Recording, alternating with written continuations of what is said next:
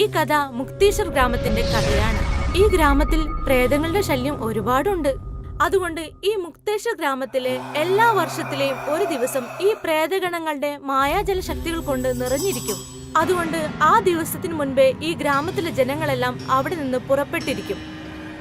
ആ ഒരു ദിവസത്തിന് ശേഷം ഗ്രാമത്തിലെ ജനങ്ങൾ വീണ്ടും അവിടെ വന്ന് താമസിക്കാൻ ആരംഭിക്കും. ഇതുപോലെ ഒരുപാട് വർഷം കടന്നുപോയി.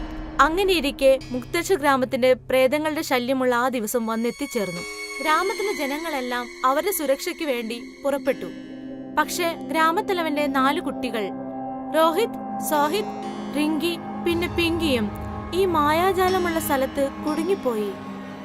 ഒരു ആൺഭൂതവും പെൺഭൂതവും ഈ മന്ത്രവാദ കോട്ടയുടെ കാവൽക്കാരായി അവിടെ നിന്നിരുന്നു. ഈ 2 പേരും ആ 4 കുട്ടികളോടുമായി ഇപ്രകാരം പറഞ്ഞു: ഇത് പ്രേതങ്ങളുടെ മർമ്മമായ സ്ഥലമാണ്. ഇന്ന് നിങ്ങൾ ഇവിടെ വന്ന് പെട്ടു. ഞങ്ങളുടെ ഈ മന്ത്രവാദ കോട്ടയുടെ പുറത്തുനിന്ന് ആരും ഇതുവരെ ജീവനോടെ പോയ ചരിത്രമേ ഇല്ല. ഇല്ല, ഞങ്ങളെ ഒന്നും ചെയ്യരുത്. ഞങ്ങളൊന്ന് വിട്ടേക്ക്. ഞങ്ങൾ പാവമാണ്. ഭൂതമേ, ഞങ്ങൾ വിരുന്നിന് വന്നതാണ് ഇവിടെ. ഈ പ്രേതങ്ങളുടെ മർമ്മമായ സ്ഥലത്ത് നിങ്ങൾ പോകണമെങ്കിൽ ഒറ്റ വഴിയേ ഉള്ളൂ. വൈകുന്നേരം ആവുന്ന മുമ്പ് ഇതിന്റെ കഥവ് നിങ്ങൾ കണ്ടുപിടിക്കണം. അങ്ങനെയല്ലെങ്കിൽ മരണം നിങ്ങളെ തേടി വരും മക്കളെ. ഞങ്ങള് 2 പേരും നിങ്ങൾ 4 പേരെയും കൊന്ന് തിന്നാൻ പോവുകയാണ്. ഈ മന്ത്രവാദ കോട്ടയിൽ പ്രേതഗണങ്ങൾക്ക് ചില നിബന്ധനകളൊക്കെ ഉണ്ട്. അതായത് കോഴി, ആട് ഇതെല്ലാം അന്നത്തെ ദിവസം അവർക്ക് കിട്ടണം. അതുകൊണ്ട് അവിടുത്തെ ഗ്രാമത്തലവൻ 2 കോഴികളെയും എടുത്ത് ആ മന്ത്രവാദി കോട്ടയുടെ സമീപത്തേക്ക് പോയി. ഇതാ നിങ്ങൾക്കുള്ള കോഴി. ഞങ്ങൾ 2 പേർക്കും 2. പാവ ഈ ചെറിയ കുട്ടികള്. അവരെ കൊന്നിട്ട് നിങ്ങൾക്ക് എന്ത് കിട്ടാൻ പോവാന്? അവറ്റയുടെ വിട്ടേക്ക്. ഗ്രാമത്തലവരെ, നിങ്ങൾ ഞങ്ങളുടെ അടുത്തുനിന്ന് സഹതാപമൊന്നും പ്രതീക്ഷിക്കരുത്. നിനക്ക് നിന്റെ കുട്ടികളെല്ലാം രക്ഷിക്കണമെങ്കിൽ വൈകുന്നേരത്തിന് മുമ്പ് 4 പേരും ഇവിടെ നിന്ന് കൊണ്ടുപോയിക്കൊള്ളണം. പറ്റിയില്ലെങ്കിൽ ആ ദൈവത്തിന് പോലും അവരെ രക്ഷിക്കാൻ പറ്റില്ല. അതേസമയം ഗ്രാമത്തലവൻ ആ 4 കുട്ടികളെയും അവിടെ വിട്ടിട്ട് അടുത്ത ഗ്രാമത്തിലെ പൂജാരിയെ കാണാൻ പോയി.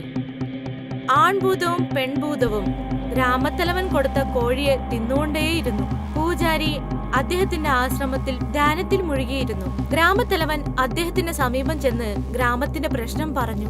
താന്ത്രിക് ബാബാജി, എന്റെ കുട്ടികളൊക്കെ പ്രേതത്തിന്റെ മർമ്മമായ സ്ഥലത്ത് പെട്ടുപോയി. അവരുടെ ജീവൻ വളരെ ആപത്തിലാണ്. നീ മുക്തീശ്വര ഗ്രാമത്തിൽ എന്തിനാണ് വന്നത്? അവരൊക്കെ പ്രേതങ്ങളുടെ ശാപം കൊണ്ട സ്ഥലമാണ്. എന്റെ ജോലി പ്രേതങ്ങളെ ഭസ്മമാക്കുന്നതല്ല. പക്ഷേ ആ മർമ്മമായ സ്ഥലത്ത് കുട്ടികളൊക്കെ പെട്ടുപോയല്ലോ. അതുകൊണ്ട് ഞാൻ ആ കുട്ടികളൊക്കെ രക്ഷിച്ചേ പറ്റൂ. ആൺഭൂതവും പെൺഭൂതവും ആ മന്ത്രവാദിക്കോട്ടയുടെ പുറത്ത് കാവൽ നിൽപ്പുണ്ടായിരുന്നു. ആ 4 കുട്ടികളും പേടിച്ച് വിഷമിച്ച് ആ മന്ത്രവാദിക്കോട്ടയുടെ അകത്തിരുന്നു. ആ 4 കുട്ടികളും അവിടെ നിന്ന് രക്ഷപ്പെടാനുള്ള വഴിയെപ്പറ്റി സംസാരിച്ചുകൊണ്ടേയിരുന്നു. ഉച്ചയ്ക്ക് 12 മണിയായി. നമ്മളടുത്ത് 6 മണിക്കൂറേ ഉള്ളൂ. എന്ത് ചെയ്യും? നമ്മുടെ ഗ്രാമം 6 മണിക്ക് മുമ്പ് ഇരുട്ടിലാകൂല്ലേ? സമയമൊന്നും നോക്കണ്ട, പുറത്തു പോകാനുള്ള വഴി നോക്ക്. എനിക്ക് പേടിയായിട്ട് വയ്യ. അതെടി, എനിക്ക് പേടിയാണ്. നീ പേടിക്കണ്ട, വരൂ. നമുക്ക് എന്തെങ്കിലും ഒരു വഴി ഉണ്ടാവും, കണ്ടുപിടിക്കാം. എല്ലാവരും പരസ്പരം കൈ ചേർത്ത് പിടിച്ചോ, ഇല്ലെങ്കിൽ പിരിഞ്ഞു പോകും നമ്മള്. ആ 4 കുട്ടികളും മന്ത്രവാദി കോട്ടയുടെ പുറത്തേക്ക് രക്ഷപ്പെടാനുള്ള വഴികൾ ആലോചിച്ചുകൊണ്ടേയിരുന്നു. 4 പേരും ഒന്ന് ചേർന്ന് ഇതിനെപ്പറ്റി ആലോചിച്ച് നടന്നു പോയിക്കൊണ്ടേയിരുന്നു.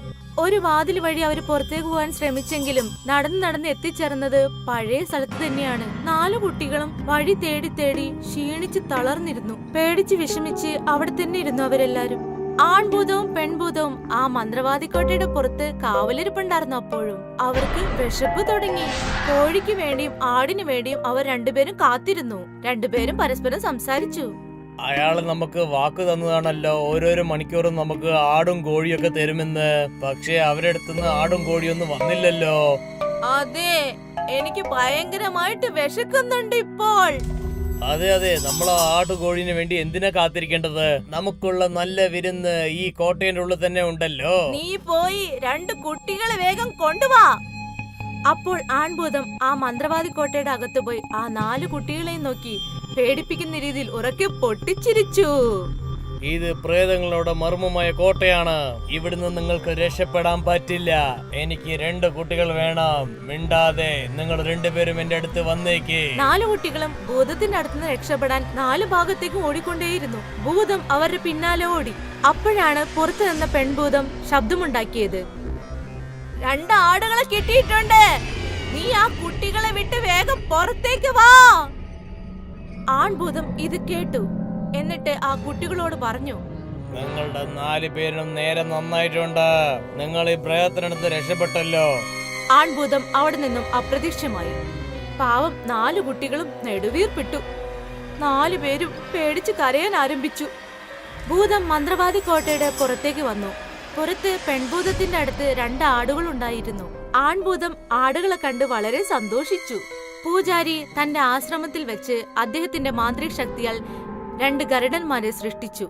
ഗ്രാമത്തലവൻ ആ മന്ത്രശക്തിയിൽ നിന്ന് വന്ന 2 ഗരുഡന്മാരെ കണ്ട് അതിശയിച്ചു. ചേട്ടാ, ഈ പക്ഷികൾ മായ പക്ഷികളാണ്. അതിനൊക്കെ ചെറുതാക്കാനും വലുതാക്കാനും പറ്റും. എവിടെ വേണമെങ്കിലും അവർക്ക് പറക്കാനും പറ്റും. ഇതിനെ കൊണ്ട് ആ മർമ്മക്കോട്ടയിൽ പോവാൻ പറ്റുമോ?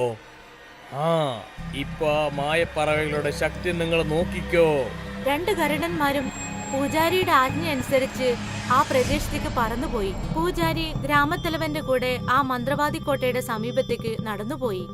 2 ഗരുഡന്മാരും പറന്ന് ആ മന്ത്രവാദി കോട്ടയുടെ സമീപത്ത് എത്തിച്ചേർന്നു. ആ കോട്ടയുടെ അകത്തേക്ക് പറന്നിറങ്ങി. അവിടെ ആ 4 കുട്ടികളും ഉണ്ടായിരുന്നു. പറന്നിറങ്ങിയതിനു ശേഷം ആ 2 ഗരുഡന്മാരും അവരുടെ രൂപം വലുതാക്കി. 4 കുട്ടികളും വളരെ പേടിച്ചു പോയി. പേടിക്കണ്ട മക്കളെ, ഞങ്ങൾ മായപ്പറവകളാണ്. ഞങ്ങൾ ആ ഭൂതത്തിന്റെ ആൾക്കാരല്ല. ഞങ്ങളെ 4 പേരെ രക്ഷിക്കാൻ വേണ്ടി ഞങ്ങൾ അയച്ചതാണ് മക്കളെ. നിങ്ങളെ ആരാണ് അയച്ചത്? താന്ത്രിക് ബാബയാണ്. ആരാണ് സ്വാമി? ബദല് പറയാനുള്ള സമയമില്ല മക്കളെ. നമുക്ക് ഈ പ്രേതം നിങ്ങൾ അറിയുന്ന മുമ്പ് നമ്മൾ ഇവിടുന്ന് പോണം. വേഗം കേറിക്കോ മക്കളെ. ഞാൻ പറയുന്നത് നിങ്ങൾക്ക് കേൾക്കുന്നുണ്ടോ? വേഗം പോണം. രോഹിത്, വേഗം നിങ്ങൾ 2 പേരും ഒന്ന് ഞങ്ങളുടെ കാല് പിടിച്ചോളൂ. റിങ്കി, പിങ്കി, നിങ്ങളും വന്നിട്ട് ഞങ്ങളുടെ കാലൊന്ന് ഉറപ്പ് പിടിച്ചോ. എന്നാലേ നമുക്ക് ഇവിടുന്ന് വേഗം പോവാൻ പറ്റുള്ളൂ. വരൂ മക്കളെ. 4 കുട്ടികളും ആ 2 ഗരുഡന്മാരുടെയും കാലിൽ പിടിച്ച് പറന്നുപോയി. അങ്ങനെ ആ 2 ഗരുഡന്മാരുടെ ഒപ്പം 4 കുട്ടികളും പുറത്തേക്ക് പറന്നു വന്നു. മന്ത്രവാദി കോട്ടയുടെ പുറത്തു നിന്ന 2 ഭൂതങ്ങളും ഈ ഗരുഡന്മാരെ കണ്ടു. ഗരുഡന്മാരോടൊപ്പം പറക്കുന്ന 4 കുട്ടികളെയും കണ്ട് അവർ 2 പേരും വളരെ അത്ഭുതപ്പെട്ട് അവിടെ തന്നെ നിന്നു. അതിനുശേഷം 2 പേരും അവരുടെ മന്ത്രശക്തി കൊണ്ട് ആ ഗരുഡന്മാരെ വീഴ്ത്താൻ ശ്രമിച്ചു. 2 ഗരുഡന്മാരും ആ മന്ത്രശക്തിയിൽ നിന്ന് രക്ഷപ്പെടാൻ വേണ്ടി വേഗം പറന്നു നീങ്ങി. ആ സമയത്താണ് ഗ്രാമത്തലവനും പൂജാരിയും അവിടെ എത്തിച്ചേർന്നത്. 2 ഗരുഡന്മാരും ഈ 4 കുട്ടികളെ പൂജാരി സ്വാമിയുടെ അടുത്ത് വളരെ ഭദ്രമായി ഏൽപ്പിച്ചു.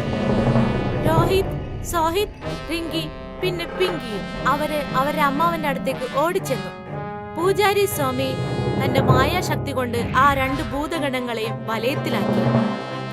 മുക്തേശ്വരുടെ ഗ്രാമം മുക്തി കിട്ടാനുള്ള നേരം വന്നു മക്കളെ. ഇനി ഈ ഗ്രാമം മർമ്മമായ സ്ഥലമാവില്ലെന്നാണ് ഞാൻ പറയുന്നത്. ഞങ്ങൾ ഇപ്പൊ നിങ്ങളുടെ മായവിദ്യകൾ അഴിക്കാൻ പോവുകയാണ്.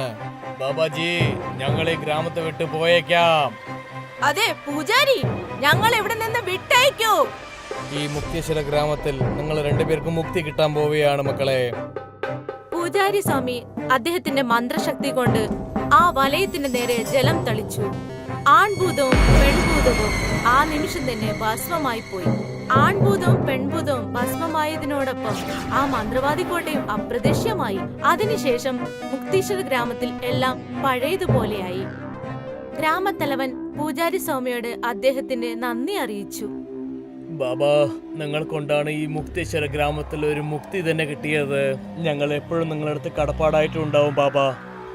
പൂജാരി സ്വാമി അവരെല്ലാവരെയും ആശീർവദിച്ചുകൊണ്ട് തന്റെ ആശ്രമത്തിലേക്ക് ആ 2 ഗരുഡന്മാരോടൊപ്പം നടന്നു നീങ്ങി. മുക്തേശ്വർ ഗ്രാമത്തിലെ എല്ലാവരും പഴയ പോലെ സന്തോഷിച്ചും സമാധാനിച്ചും ജീവിച്ചു പോയി.